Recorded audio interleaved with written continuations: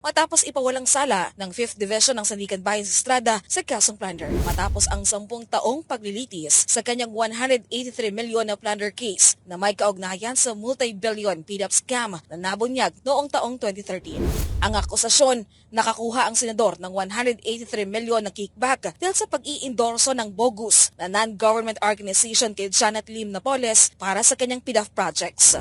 Wala rin anyang sapat na ebidensya na nakinabang sa Estrada sa mga NGOs ni Napoles. Kung lusot sa plunder sa Estrada, nahatulan naman itong guilty pagdating sa 1 count of direct bribery na may parusang 8 hanggang 9 na taon at 4 na buwang pagkakakulong. Nothing is final, okay? Okay. That is appealable. We Okay. will file the necessary motion for reconciliation before the Sandigan Bayan. This is a vindication of my name, Apo. and I am emerging victorious at this point.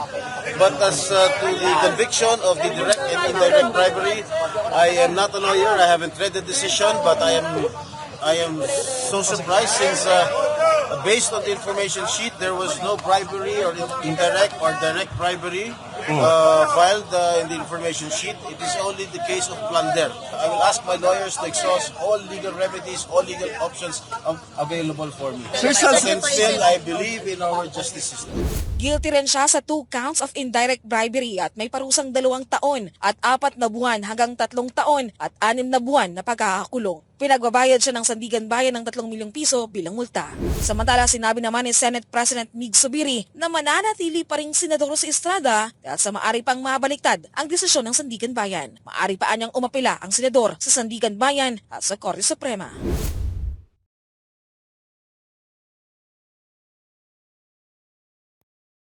8:37 ng Biyernes ng umaga dumating mismo sa Sandigan Bayan si Senator Jingoy Estrada para sa pagbabasa ng hatol matapos ang 10 taong paglilitis sa kanyang 183 milyon na plunder case na may kaugnayan sa multi-billion PDEP scam na nabunyag noong taong 2013. Naging mabilis lang ang promulgation at nakakuha ito ng paborableng desisyon matapos ipawalang sala ng 5th Division ng Sandigan Bayan sa Estrada sa kasong plunder. Ang akusasyon, nakakuha ang senador ng 183 milyon na kickback dahil sa pag-iendorso ng bogus na non-government organization kay Janet Lim Napoles para sa kanyang PDEP projects. Una nang itinanggi ni Estrada ang mga akusasyon. Sa lumabas na desisyon ng korte, sinabi nitong walang criminal intent ang pagpopondo ni Estrada sa mga NGOs ni Napoles dahil parte ito ng kanyang trabaho bilang public official na nabigyan ng PDEP allocations.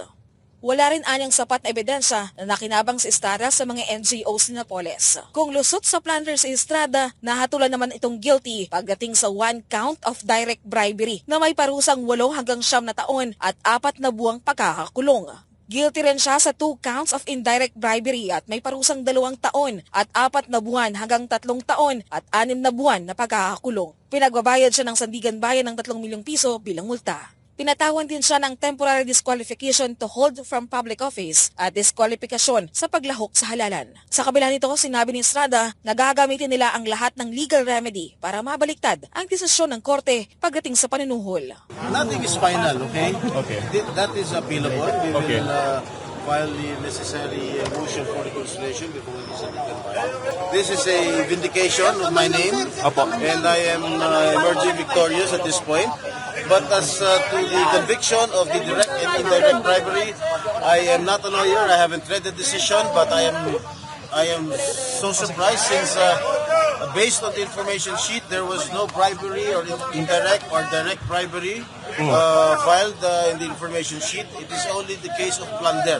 I will ask my lawyers to exhaust all legal remedies, all legal options available for me. And still, I believe in our justice system. Samantalang kanyang kapwa-akusado na si Napoles, no show sa promulgation. Kaparehan ni Estrada, absuelto ito sa kasong plunder pero guilty sa 5 counts at 2 counts ng corruption of public officials. Sa 5 counts, sinatulan ito ng mahigit 50 taong pagkakakulong habang mahigit 8 taon naman sa 2 counts. Samantala, sinabi naman ni Senate President Mig Zubiri na mananatili pa ring senador sa Estrada dahil sa maari pang mabaliktad ang desisyon ng Sandigan Bayan. Maari pa anyang umapila ang senador sa Sandigan Bayan at sa Korte Suprema.